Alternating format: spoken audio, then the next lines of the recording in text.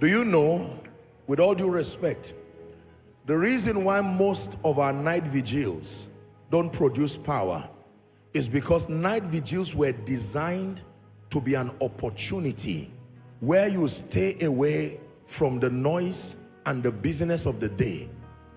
The sacrifice of your sleep, you use it for intimacy. But you see, most of the time, an average time for night vigil is about 8 to 10 hours. But you find out that most of that time, when you aggregate the time that is spent in really making contact in the spirit, is not very much. It's the reason why at the end of it, people feel sleepy, tired, angry, and they go back and it looks like they wasted their time.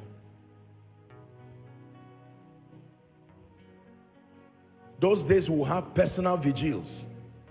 Not vigil of a crowd, vigil of only you and God. And a major part of it, you are not just praying in the spirit mechanically. Usually that kind of prayer goes hand in hand with worship, my God. And you find people lying down for hours. You think they are sleepy until after 2 hours you see their body motioning. They are still awake. They are just making contact. Some of them have journeyed into visions in the spirit. Like you are going to be learning. They come back with songs. They come back with sounds. They come back with revelations. They just lie down. Some will carry their rechargeable. They just go and smuggle. Everybody just finds a corner. You don't need to be known. Nobody goes with any prayer request. And you hide yourself somewhere. And sometimes your silence is a prayer. You just lie down there and that glory rests on you. Minutes turn to hours and hours and hours and hours. You do that through months and years. Let me tell you this. Many of the people who are working in power as preachers today, others were told beforehand they were called into ministry.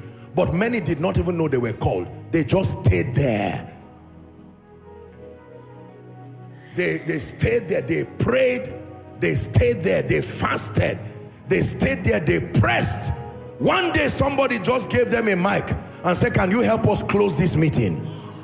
And they held that mic with that glory and said, let's lift up our hands. And 5 minutes became 1 hour, unplanned. What is your name? What is your title? I don't know. I just know that I love God.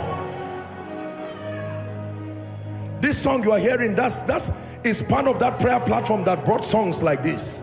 I pray that our generation will return back. This intimacy dimension of prayer, we replaced it with needs. Needs. Give me. And please don't get me wrong, there's nothing wrong with that. But there is a higher call. The glory rests on those who use prayer as a vehicle, not a shopping basket. A vehicle, not a shopping basket, sir.